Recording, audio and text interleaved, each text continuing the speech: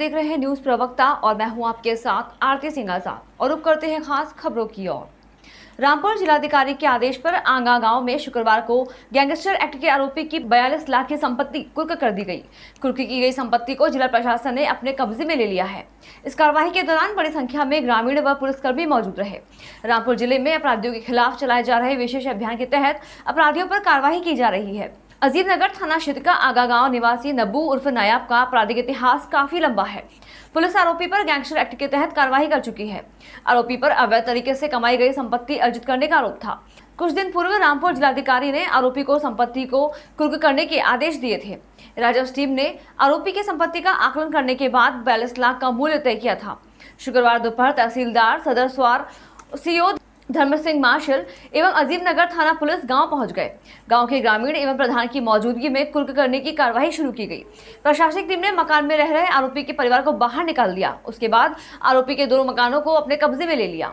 Police और प्रशासन की कार्रवाई से क्षेत्र में हड़कंप मचा हुआ है। संख्या 165/2020 में गैंगस्टर एक्ट के तहत मुकदमा पंजीकृत हुआ था नब्बू नायब थाना बसमत के खिलाफ। उसी में जांच के दौरान ये पाया गया कि इसके द्वारा अवैध रूप से संपत्ति को अर्जित किया गया है। तो अवैध रूप से अर्जित संपत्ति को जिलाधिकारी महोदय के आदेश से धारा 14(1) के अंतर्गत कुर्क किया जा रहा है।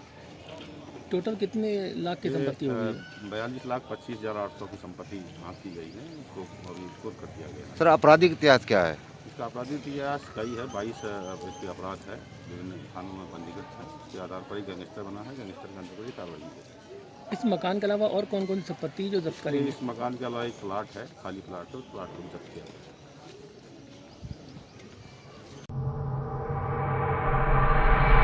उत्तर प्रदेश के देवरिया जिले के मईल थाना क्षेत्र से महज 500 मीटर की दूरी पर कल गोली मारकर हत्या कर दी गई।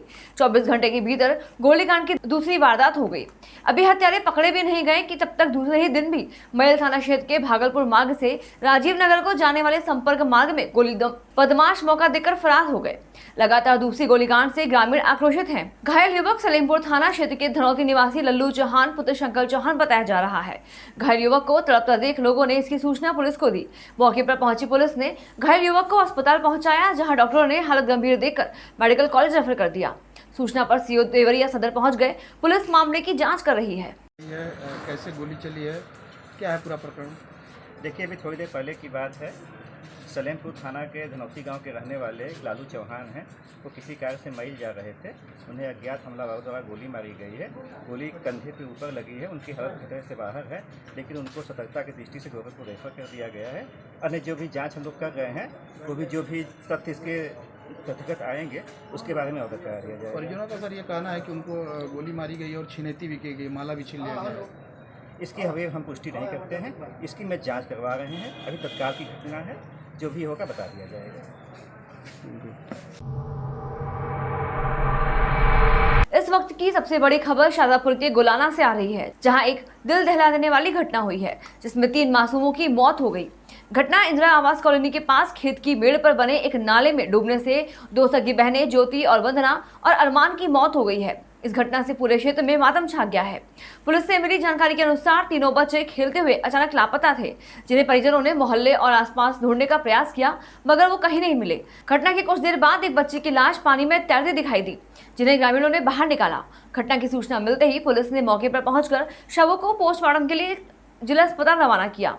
वहीं इस दर्दनाक हादसे में अपनी दोनों मासूम बेटियों को गवा देने वाली मां ने जिम्मेदारों के खिलाफ सख्त कार्रवाई की मांग करते हुए न्याय की गुहार लगाई है। यहाँ पे थोड़ी दूर गड्ढा है, ये खेतों वाले ने खोद दिया है। यहाँ पे मेरी 2 लड़कियां और एक लड़का मेरे भाई का, दोनों डूब गए। यहाँ पे खेलते खेलते चले गए थे सब।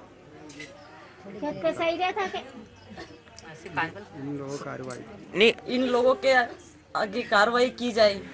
मैं चाहती हूँ कि यहाँ किसी का दूसरे का बच्चा ऐसा नहीं डूबे, किसी की गोद खाली नहीं हो। ऐसे लोगों के लिए कार्रवाई की जाए। कोई भी अभी तक यहाँ पे कोई नहीं आया है। इसको रोकना चाहूंगी। अभी नहीं, जब तक मेरे बच्चे सही होके घर पे नहीं आ जाए, जब तक ये काम, जब तक कार्रवाई नहीं होगी, जब तक मैं खंदक नहीं बुनने दूंगी। मेरा न्याय करे जाए सर। मेरे साथ न्याय होना चाहिए, मेरे भाई के साथ भी न्याय होना चाहिए।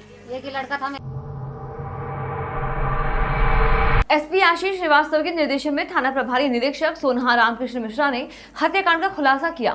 सड़क किनारे बाइक पर मिले बलराम के शव का सोनहा पुलिस ने 3 दिन में खुलासा करने में सफलता पाई। ससुराल की शादी में शामिल होने गए बलराम की पत्नी साले और उसके मित्र ने मिलकर हत्या कर दी थी और हत्या को दुर्घटना करार देने के लिए बलिराम का शव सड़क किनारे बाइक पर डाल दिया था। पत्नी ने संपत्ति को लेकर अपने पति की हत्या करवाई थी। अभियुक्त अरविंद उर्फ छोटू, राहुल निषाद और एक महिला अभियुक्ता को गिरफ्तार किया गया है। पुलिस ने अभियुक्तों के पास से एक आला कत्ल, माका व सिम कार्ड, बाइक, खून लगा शर्ट बरामद किया। 22 जून को बलिराम की लाश खैरापुलिया के पास मिली थी और मृतक के भाई पतिराम निवासी करणपुर ने हत्या के साक्ष्य मिटाने आदि का मुकदमा दर्ज कराया था। थाना सोनहा में 22 जून की प्रातःकाल 5:30 बजे बलराम निषाद की लाश बरामद हुई थी। उनके सर पर किसी ने धारदार हथियार से चोट कर दी थी, जिसके क्रम में उनकी मृत्यु हो गई थी। इस संबंध में एक मुकदमा बलराम के भाई ने थाना सोनहा पर लिखाया था। आज उस संबंध में पुलिस ने गहन जांच करने के बाद इस हत्या के आरोपी जो मृतक बलराम का दामाद है अरविंद निषाद, उसकी बेटी रेणु निषाद और इनके सहयोगी राहुल निषाद को गिरफ्तार किया है। इन्होंने पूछताछ के बाद बताया कि मृतक बलराम निषाद के संबंध अपनी बीवी और अपनी बेटी के साथ अच्छे नहीं थे। वो अपने भाई के साथ ही रहता था और उन्हीं के परिवार में खाना खाता था। इनको डर था कि बलराम निषाद की समस्त संपत्ति इनके भाई के नाम चली जाएगी, इसलिए इन लोगों ने उस दिन प्लान बना करके अपने राहुल निषाद और अरविंद निषाद ने सुबह में बलराम निषाद को रोका और उसके सर पर धारदार हथियार से वार किया, जिसके क्रम में बलराम निषाद की मृत्यु हो गई। ये योजना बनाने में मृतक बलराम निषाद की बेटी रेणु निषाद भी शामिल थी। इन तीनों को गिरफ्तार करके जेल भेजा जा रहा है। इनके कब्जे से आला कत्ल बरामद हो चुका है। घटना में प्रयुक्त बाइक बरामद हो गई है और जो इनके जो कपड़े थे जिसमें ब्लड लगा हुआ था उसको भी बरामद कर लिया गया है। मध्य प्रदेश के राजगढ़ जिले के खिलचीपुर में हवस की हैवानियत को भी पार करने का एक मामला सामने आया है, जहां एक 30 वर्षीय युवक ने आधी रात को अपने ही 6 वर्ष के बेटे को नग्न कर हैवानियत को अंजाम देने की कोशिश की। गनीमत यह रही कि बच्चे की मां की नींद खुलने पर उसने आरोपी को धक्का देकर हटाया। महिला ने खिलचीपुर थाने में शिकायत दर्ज करवाते हुए पुलिस को तहरीर दी है कि उसका पति बाबूलाल वर्मा उम्र 30 वर्ष निवासी भोजपुर हाल खिलचीपुर अपने ही 6 वर्षीय मासूम बेटे को नंगा करके हवस की हैवानियत को पार कर रहा था। महिला ने बताया कि पहले भी उसका पति अपने ही 4 वर्षीय बेटे के साथ इस तरह की हरकत करते हुए पकड़ा जा चुका है, परंतु घर वालों की समझाइश के बाद मामला दर्ज नहीं किया गया। लेकिन इस बार हवस की आग में अंधे बाबूलाल पर उसकी पत्नी ने मासूम बेटे के साथ थाने आकर मामला दर्ज करवाया है। पुलिस ने महिला की शिकायत पर दहेज की मांग पर पत्नी को प्रताड़ित करने के मामले में 498A एवं मासूम बच्चे से दुराचार करने के मामले में 377, 511, 9/10 पास्को एक्ट के तहत मामला दर्ज कर लिया है। ये बताइए क्या यहाँ थाने में क्यों आई हो आप? मेरे बच्चे के साथ गलत करे। किनने? मेरा पति। क्या करा? गलत कर रहे थे, गलत कर रहे। अच्छा, कैसे आपको कैसे पता चला? मेरे को मेरी नींद खुल गई नहीं तो मैंने बोला कि मेरे बच्चे के साथ क्या कर रही है, और मेरे बच्चे का कपड़ा खोल रह गया तो उसका भी खुल गया। अच्छा, आपके पति ने? हाँ, मेरे पति। कितने बच्चे हैं? क्या उम्र है बच्चे की? 6 साल। अच्छा, और एक 4 साल। तो आपने थाने में अभी आवेदन देके रिपोर्ट लिखाई है? हाँ। अच्छा, इसके पहले भी कोई कुछ हरकतें की? हाँ, वो छोटा बच्चा के साथ भी ऐसी हरकत करी थी पहले। छोटा बच्चा कितने साल का? 4 साल। उसके साथ भी ऐसी हरकत की थी?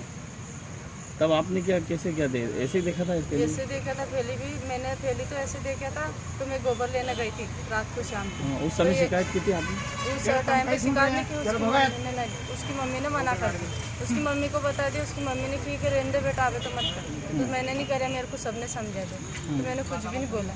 1 बार हो चुका, 2 बार हो चुका, फिर तो आखिरी एंड आ गया, फिर मैंने बोल दिया। मतलब कितनी बार हो चुकी है? अभी तो कितनी बार हरकत कर चुका है आपको पति? 2 बार तो नहीं, 1 दिन पहले भी कोशिश करी थी, नहीं पे तो मैं बच्चा को मैं एक महिला थाने में रिपोर्ट को अपने बच्चे के साथ में आई, जो खिलचीपुर की रहने वाली है। रात में वो अपने बच्चे के साथ में सो रही थी, तभी इसी बीच उसका पति बच्चे को खींच करके और उसके साथ में अपराधिक संभोग का प्रयास किया। इसी बीच महिला की नींद खुल गई, उसने उस पति को पकड़ा। इसी बात को लेकर उसने अपनी पत्नी एवं बच्चे के साथ भी मारपीट की गई है। पति के खिलाफ धारा 498A 377 भारतीय दंड विधान 511 9/10 पॉस्को एक्ट का अपराध पंजीबद्ध किया गया है। फिलहाल के लिए इतना ही। खबरों का सिलसिला लगातार जारी है। आप बने रहे न्यूज प्रवक्ता के साथ। नमस्कार।